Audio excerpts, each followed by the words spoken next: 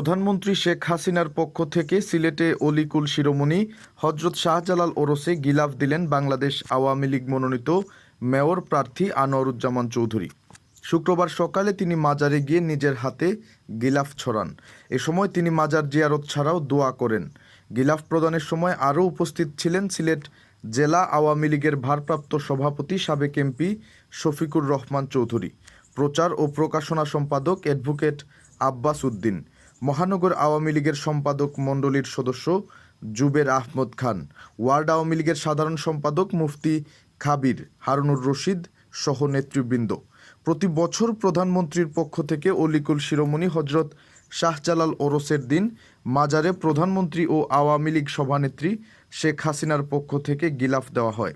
গিলাফ প্রদানের পর আনোয়ারুজ্জামান চৌধুরী বলেন, প্রধানমন্ত্রী ও জননেত্রী শেখ হাসিনার পক্ষ থেকে প্রতি বছর ওরসে মাজারে গিলাফ প্রদান করা হয়, এবারও তার ব্যতিক্রম হয়নি।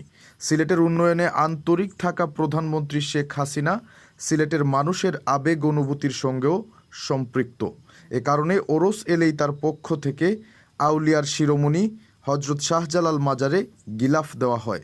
এ সময় আমরা দেশ ও জাতির শান্তি সমৃদ্ধি কামনা করে বিশেষ মোনাজাত করেছি।